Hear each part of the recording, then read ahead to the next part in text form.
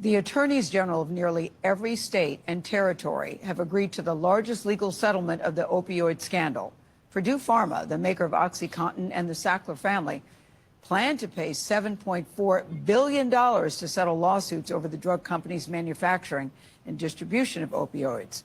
The settlement will end the Sacklers' ownership of Purdue Pharma and ban them from making, selling, or marketing opioids in the future. The money will support opioid addiction, treatment, prevention, and recovery programs nationwide. Are you not entertained? Are you not entertained? Hey, what's going on, family? This side for Nopickspodcast. Hey guys, it's Gio. Hey guys, Angie here. Hey guys, it's Chelsea. All right, so I'm gonna go with Angie with this one first. All right, do you see the parallels of this opioid addiction now in the crack epidemic in the 80s and 90s? This is not an awful That's my first question. I know. Right. Go ahead. But the second question is this: why does the American public care so much about drug use now? Now, as if they didn't ever before? Is that what you mean? I'm just however you want to interpret. Okay, so the second question, I think I got more of an answer for, and I think it's because of who's being affected the most, right? Initially, my first thoughts were crack epidemic. It was Black people who were like impacted most. These opioids, this is white people shit for the most part. And they don't like that. So now you see a care, like you just named it. Why do we care more now? My immediate surface answer would be because it's a white issue now, not, I'm going to say that. And then I'm going to let it cook a little bit because there's more, but my initial thoughts is that's why. Because it's a race. So the first question, So do you see the parallels between this opioid crisis and the crack epidemic in the 80s and 90s? Do you see it or not? So I don't think opioids aren't like pushed into specific neighborhoods and all of those things. I think that there are parallels, but it's not the same because there's also prejudice too. Like if I go to the doctors saying that I'm having pain, it's harder for me to be believed and prescribed than it would be for some of my counterparts who are not African American. And I know that to be true from experience. So there's a lot of layers to it, but I think it parallels in some ways, but a lot of ways it does not. All right. Same question. Do you see the parallels between the opioid crisis now and the crack epidemic in the 80s and 90s? And even what you just said, crisis versus epidemic, like it's a crisis because of who it's affecting, and it's not us. And second question, why do you think the American public cares so much about drug use now? Me or Gio? Just for you, yeah, you. Oh, I kind of agree with Ange. I think it's a little different than it was 80s, 90s. I don't think opioids were like as big of a no. But instead of opioids, you got crack. So it's like crack. It's like the drug now is the opioids, and that translate into other more illegal stuff, right? Fentanyl, X, Y, and Z. But back then you had just straight crack. But back then crack was like, hey, we got to crack down on this. Now it's like, hey, we got to help these people that are suffering from this issue. So that's what I mean by you see the parallels basically. Yeah, I feel like it might be worse now. Okay, all right, got you. All right, same question. Do I ask it again, or you? No, yeah. So I definitely see the parallels of just the nature, right? I grew up in North Philly, the Badlands in the 1990s. So I remember like fiends everywhere and just like kind of like dilapidation, just kind of this deterioration of neighborhoods, right, and just all this like kind of chaos. So I see those similarities, but then as the ladies know, that I do see the differences in terms of how it's treated, right? How it's approached, how it's targeted.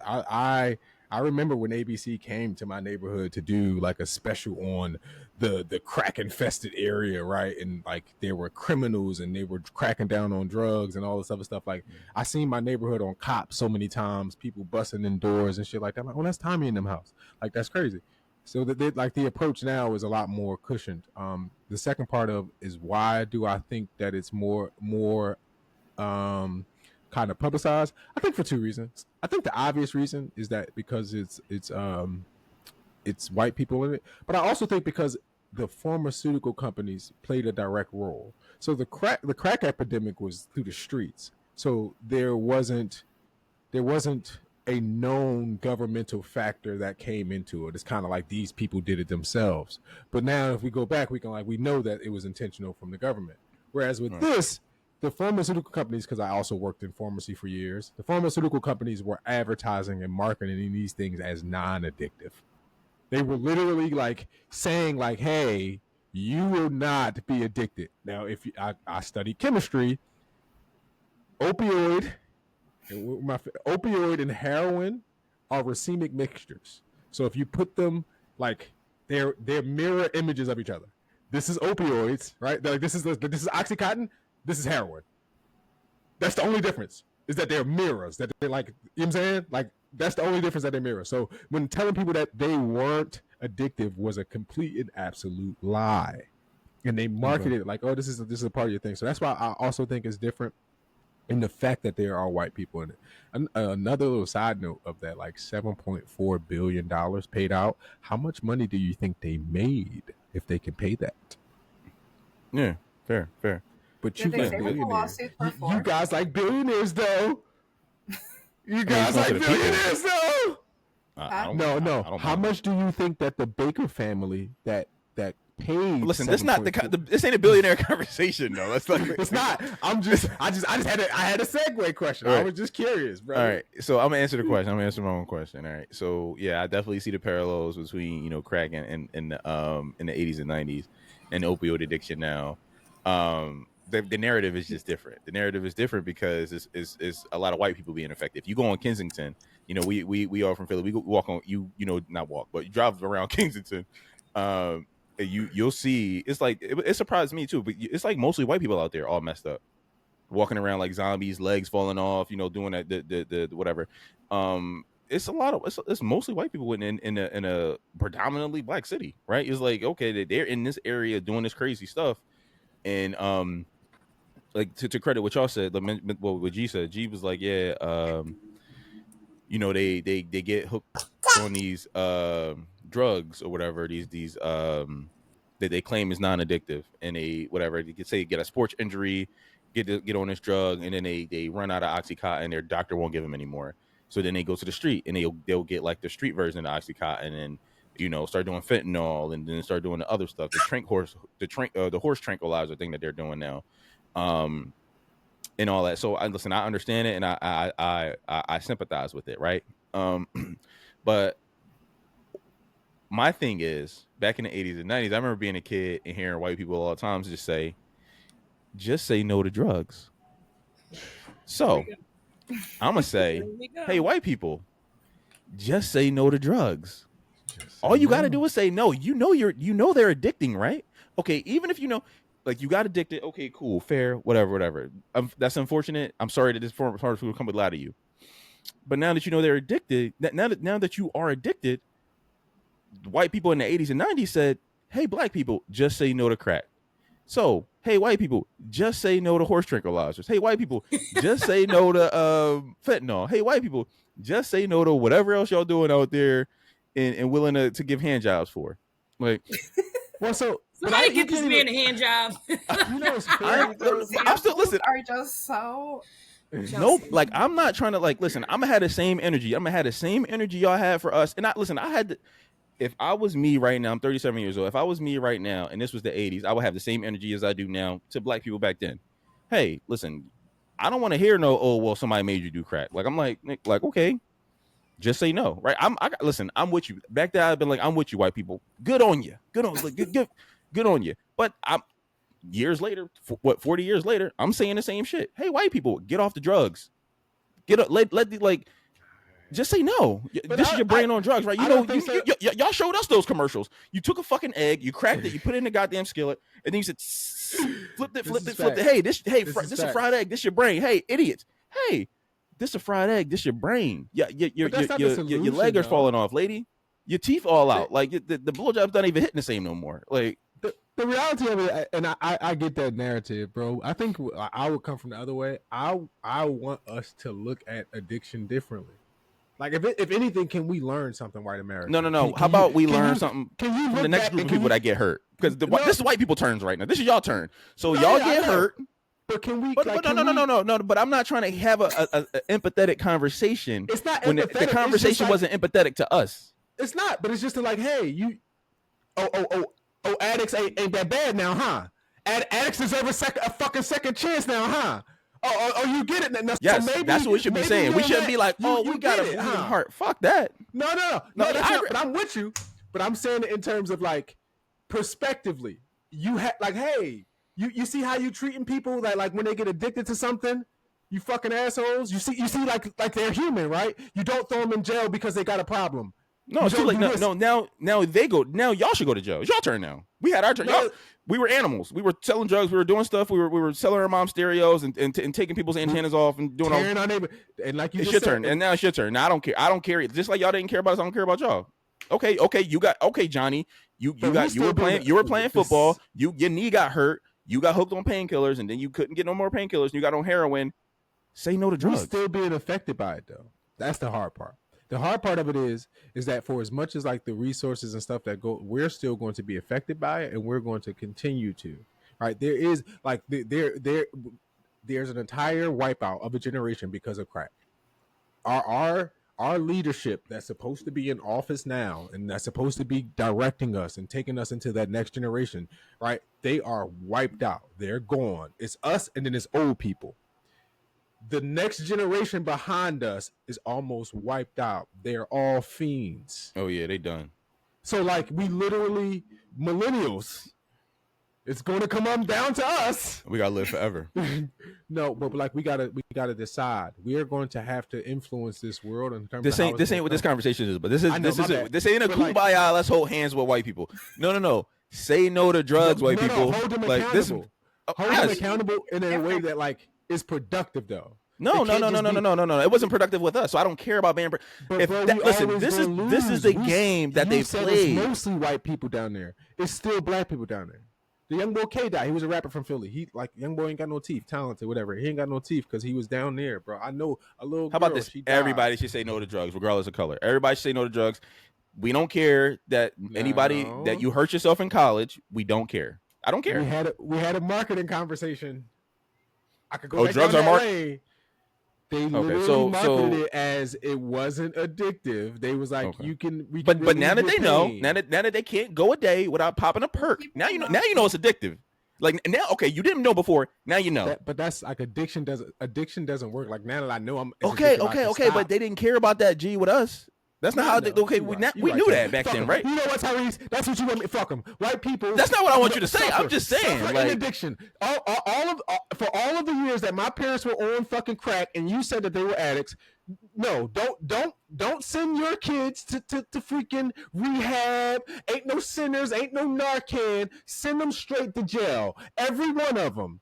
Everybody should go to jail for the maximum sentence of what they're carrying. So come to Kensington and go down there and sweep up everybody. Clean up the streets. Down there now you speak my language. Possession and charge them with the intent to deliver, just like you did my brother, so that they could spend 5 years of their life in a prison doing nothing but making you money.